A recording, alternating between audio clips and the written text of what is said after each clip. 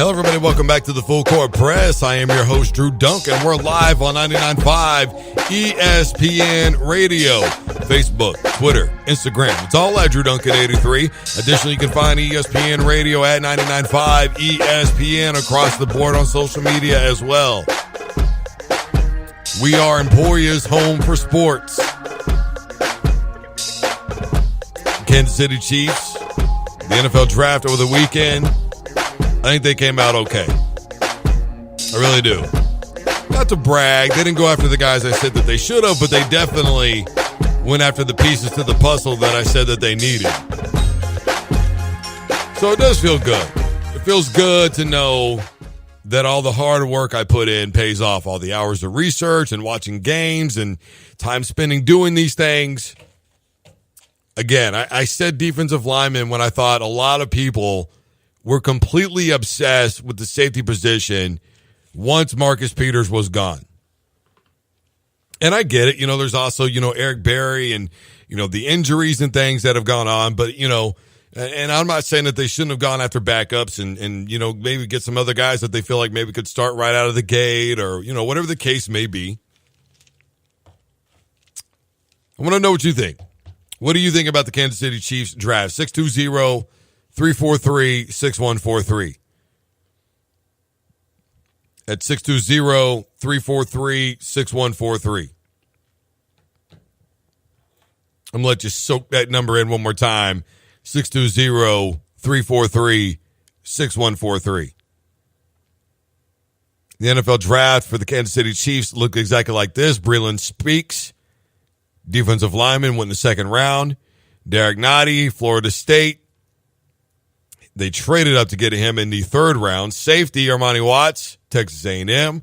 Fourth round, cornerback, Tremon Smith, out of Arkansas. Central Arkansas, that is. I think they did good. Look, with what little they had to work with after a series of trades and, stemming from Alex Smith and some other ones that they've made, Sammy Watkins, etc., I feel like they did pretty good. Here's the deal about Kansas City, and this is why I said that they needed some linemen, in case you missed it. The reason why I said they needed a lineman was because, number one, you're going with a 3-4 defense as your base, which you don't run out of 95% or 75% of the time anyways. You're going to be in another form defense just because of matchup creating deals that the offensive is going to try and put out there and try and dictate to you. As we know, the idea is for one or the other to dictate to one or the other. That's the whole goal. It's as simple as that when it really boils down to it. As a defense, you're trying to dictate to the offense and vice versa.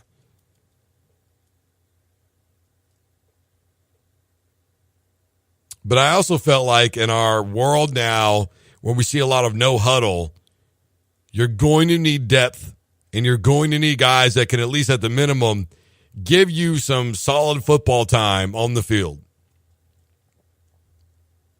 Guys that you want to see in third down situations, guys that are capable of, doing more than one thing. That's what I was looking at for the Kansas City Chiefs. I know that there were a lot of people that felt like they needed safety again after Marcus Peters, and I get all that. But I really just felt like the Kansas City Chiefs needed to rework the defensive front a little bit. Again, last year, in those first 5 games, they were given a nickname by Phil Simms. I think it was called the Meat Wagon. Got that meat wagon up front. I don't know what was in that meat wagon, whether it was, some pork in there, some steak, but it was a meat wagon according to Phil Simms. But no more time Ali, et cetera, et cetera. And they just, when it came down to it, to me, I knew that was going to be the focus. I read a couple different places where they thought, well, Kansas City should take tight end. Why? They signed a tight end in the offseason. You still have Travis Kelce. Why would you need a tight end? You're fine. Just that really blew my mind. Really? Signing a tight end. All right. The other issue is, of course, obviously with the defensive backfield, Kansas City Chiefs were good last year. Look, A big part of the problem for the Chiefs, and I've said this sort of ad nauseum for last season, was the play calling. And I don't care how good of a defense you have. If they are on the field more than the offense is, it's really difficult to win games. You're going to get tired. You're going to get beat down, especially in this new world of nearly everybody running some version nowadays of no huddle. You got teams that like to mix it in there, and you got a few teams that don't really run it at all. But it's getting to be few and far in between. Again, Chief fan, I want to hear your opinion on this. 620-343-6143. The bottom line is the Kansas City Chiefs, to me, aced the draft. And they've been acing the draft on the offensive side of the ball for a while now.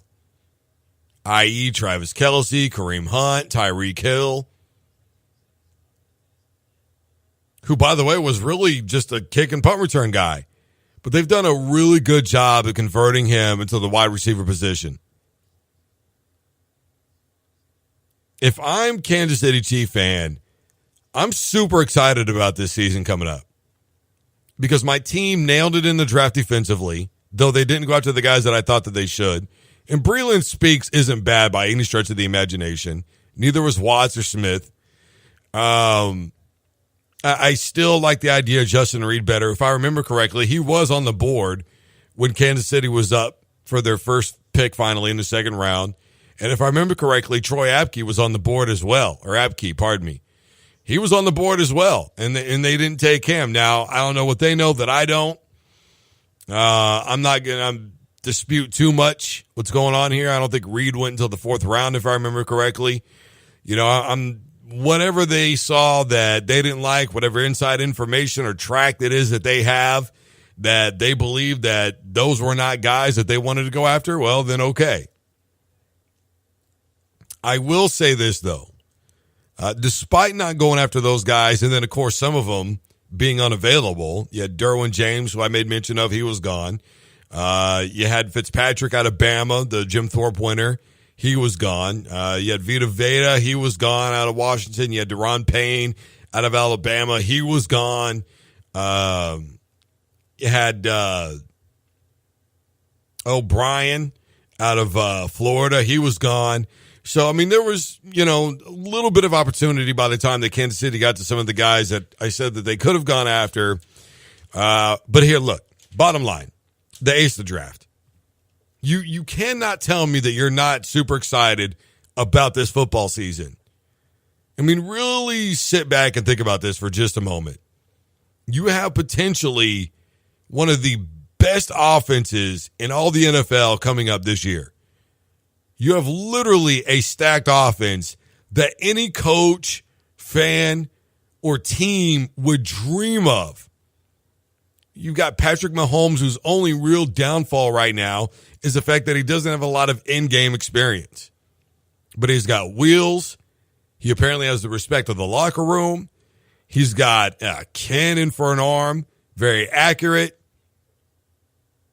You have speed on the outside now, which, by the way, I talked about at the beginning of the season, that if Kansas City could figure out a way to get somebody else in there with Tyreek Hill where they could stretch out both into the defense. And, I mean, come on, let's be honest. They're probably going to play Sammy Watkins in a lot of slot positions.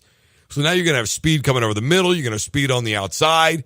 You're going to have speed doubly on the outside if you want. Obviously, the main thing is just keeping Sammy Watkins healthy. That's an issue. But we all know what he's capable of when he is healthy. Easily a top 6 or 7 receiver in the NFL. And that is easy to say.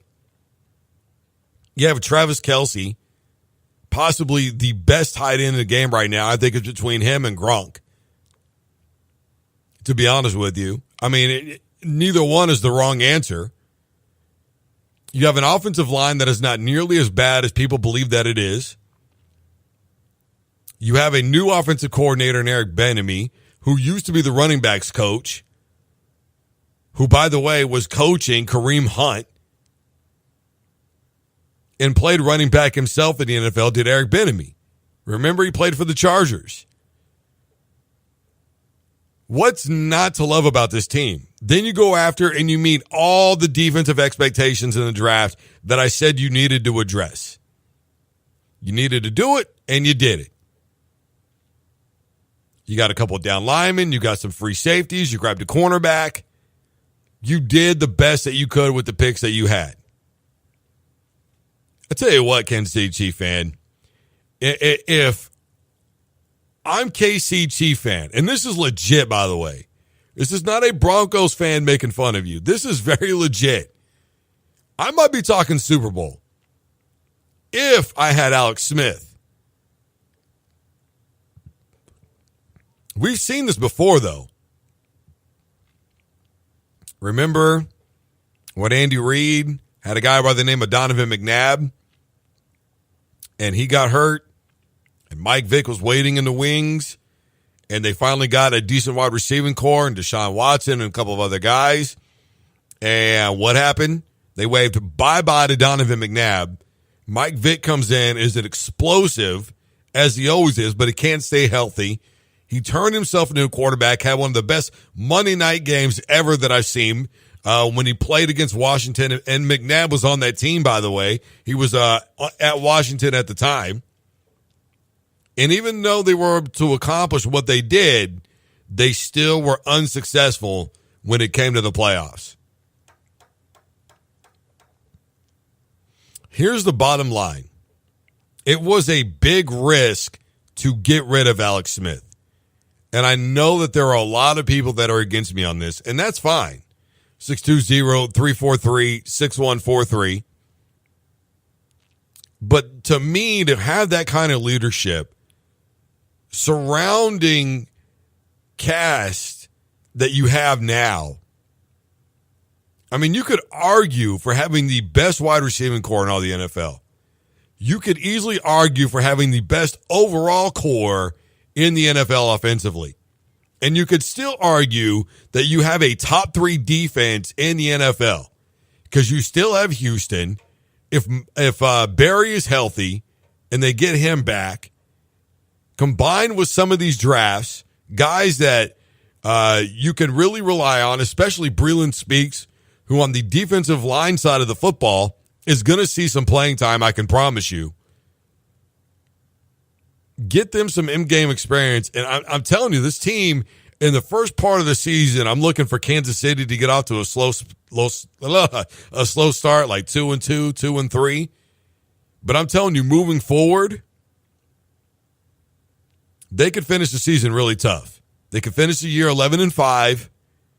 Because let's be honest, the division for the AFC West is really not what it used to be. Denver still has no identity. We know who the Chargers are. They're Phillip Rivers slinging it all over the field, trying to figure out ways to keep his guys healthy and from dropping passes and fumbling the football in playoff games. Is a one-man show.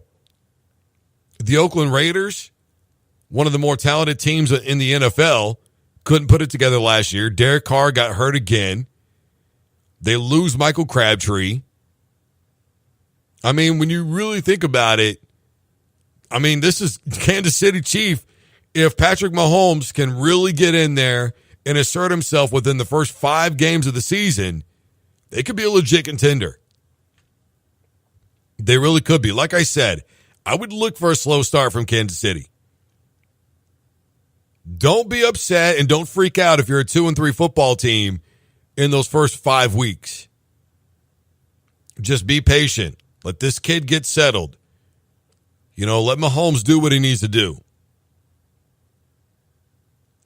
But I really believe that if they still had Alex Smith, I personally, I would be calling it a Super Bowl.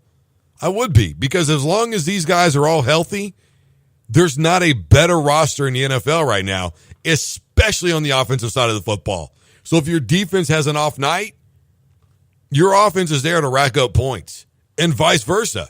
If the offense is there to have a bad night, your defense is there to rack up points. But if I'm Kansas City Chief fan, I'm worried about missing the veteran leadership of an Alex Smith, a guy who has been in the league for so long that he understands situational football, and a guy that has won games with the Kansas City Chiefs when they didn't have the most talented roster in the world. And when they really had to continuously change their playbook so that way they could fit with the roster and things that were going on. I mean, if I remember correctly, that's part of the reason why Tyreek Hill was moved to wide receiver, which it's just necessity. It's just necessity. And that's if I remember correctly. You know, hey, sometimes I don't remember everything. I tried to, but hey. Kansas City Chief fan, what do you think about the draft? What do you think about this upcoming season? 620-343-6143. Are they a Super Bowl contender with this young quarterback? Aaron Rodgers did step in with the Green Bay Packers and do very well. But remember, they won the Super Bowl when they were 9-7 and they were a playoff wild card team. And then the running game got really hot. I'm not going to take anything away from Aaron Rodgers, one of the best Super Bowl performances I've ever seen in my life. The only passes that were incomplete were dropped. This is the Full Court Press. I am your host, Drew Duncan. Facebook, Twitter, and Instagram is all at Drew Duncan 83. You can call in at 620-343-6143. That's 620-343-6143. We're going to take a quick break. When we come back on the flip side, we're going to be talking about KU spring football. Later on the program, Emporia State's new head basketball coach, Craig Doty, joins the program. That's going to be 420 somewhere in that neighborhood. We're going to take a quick break. We'll be back right after this. Don't you dare touch that dial.